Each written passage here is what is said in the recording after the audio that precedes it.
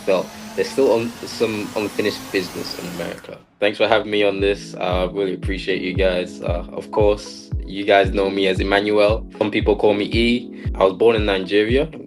I lived there about 5 years before I moved to the UK. A lot of you met me when I first joined Say Word in May 2023.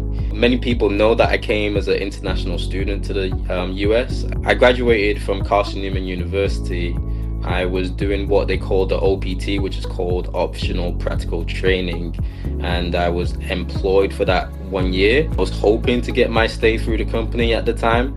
Unfortunately, they told me earlier on that they won't be able to help me out, and so therefore I actually went without a job, and I was just looking at my life and just thinking, what am I gonna do now? I lost myself a little bit out of shape, and I was thinking, I just need to go back to football. At that point, I didn't care. I was just about to just take it, whatever it is. I had nothing to lose. I didn't have much of a highlight tape ready. I just used what I've been filming at pickup, and I just sent that in. Just hopefully someone just sees my ability. And then when I got an email back, I was a little bit surprised. I said, you know what, I'm just gonna go. So at that point, I just rented a car because I didn't want to take my car at that time, and I just drove down. Luckily, I'm familiar with North Carolina just because my uncle lives there, and so went down to the trial, and it was quite easy for me actually. I think Lawrence was a big part of, he was just nice to me. He was just a nice guy, and I think that to me just made me want to, like, you know what, I kind of want to stay around here. Of course, there were other people as well. I think Brendan, like, I was thinking Brendan was my age, and I saw him play. I was like, this kid got so much energy. He's got so much talent. It's like, bruh, I hope we've got more people like that coming in. That was my hope at the time.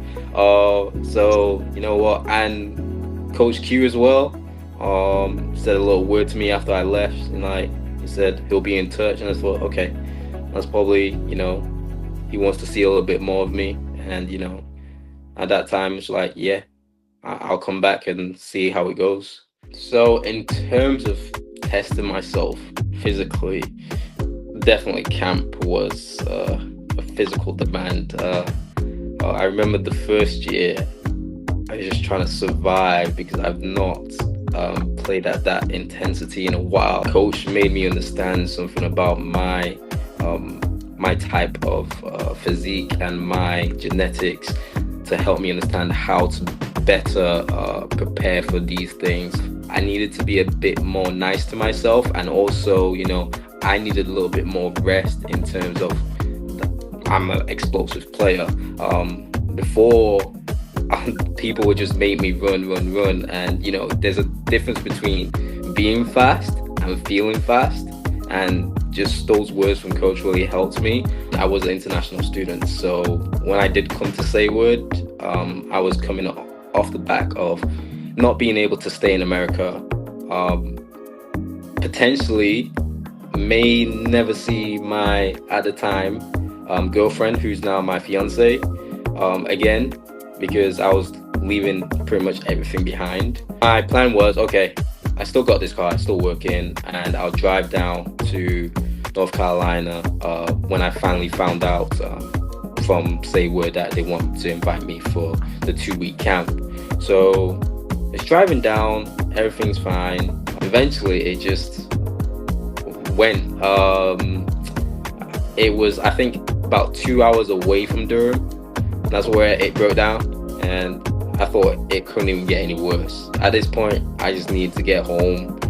My uncle would have to drive 2 hours to come pick me up, because I had no idea on, how things still work in America. And that's another thing, like, it's almost starting again as an international student, especially in your first year out of school, when the school's taking care of you for most of your health insurance and everything. Finding out I didn't have credit in order to actually buy a car was weird, because like I had credit in my home country, but of course international law doesn't permit those things to be transferred over. I just took it by faith, honestly. The funny thing is that even then, after my job said they couldn't help me, I actually had another job that said they could possibly help me. Someone set me up with an interview. I personally self-sabotaged myself purposely, knowing that I actually didn't want to be in that place anymore. I'd rather just take that football route and just see where it goes, because that environment, I just learned that it was not the best environment for me in terms of opportunity, in terms of, you know, the people around. I'm from a city compared to somewhere that's really small, there's nothing there. So that's another reason why I committed to SayWord. It's like, you know what, I have nothing to lose. Even though I may be going back, I might as well give it a shot. I'm so happy I did, because I met all you guys, Ali, Gio, Ray, Coach Q, after TSD, the first year. You know, something in me was like, you know what, there's something to look forward to. You know, I still have friends here that, you know, they've made this past few months worthwhile. Someone just taught me, like, there are seasons, and, you know, sometimes you just gotta weather them. And in those good seasons, just, you know, work hard and, you know, almost save for those seasons that may not be so good. It was almost all or nothing for me. The people as well, I felt like I couldn't let them down. It's always been on my dream to be to live in America. So for me, it was also like, I can't leave. Even when I left, I still felt there's still some unfinished business in America. So even after TST, the coach again said, you know what, you should try out next year. I'm glad he said that, because maybe if he didn't, I may not even have come. And there's something about people rather than the environment where if you feel wanted, you'll definitely come back. And those people also make those experiences just worthwhile. I felt like there's something bigger that could go on with SayWord. I think it's gonna be something more than a TSD team. I don't know what it could be. I thought there might be a big project here, and I want to be part of that project. I guess it'll be biased. I think season 2, so TSD, the prep for TSD 24, going to Savannah, that was promising. Also the camp to TSD 24, where we had the new players such as Cristiano, of course Brendan came back. There was a hunger from a lot of those players, and that in itself brought out something a bit more for me. I'm someone who does thrive off challenge. I get really disappointed and feel some way when I'm not fully challenged. You want to put yourself around people who want to win, people who want to be successful, and for that group, well, for me, like, they really wanted it that year. In camp, it was tough. There was a battle, but I enjoyed it. The Aguero game, that one, I was definitely up for that game. It's a little bit interesting with sevens. Sometimes the wingers can't be wingers, and they have to be a bit of more of right midfield or left midfield. But I think there was that moment when Q, after the keeper played it out to Q just pinged it out to me. I managed to just bring that ball under control, and I just set the guy up like, yeah, are you gonna bite? And I just exploded away from him. And then, of course, everyone knows what else I'm just gonna go to the byline and pull that ball back. And I'm just glad Brendan was there to just put it in. I would have been upset if he missed that, but that was my favorite moment. And you know what? As a team, you could see how much it meant to us, especially coming in as underdogs. Of course, people don't really expect us to do anything, but just to go away from that game, and I can't remember what score it was. Was it like 5 or 6-2, something like that?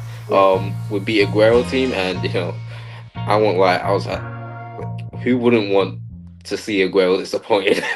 I'll be fuming too. I respect the decisions that was made.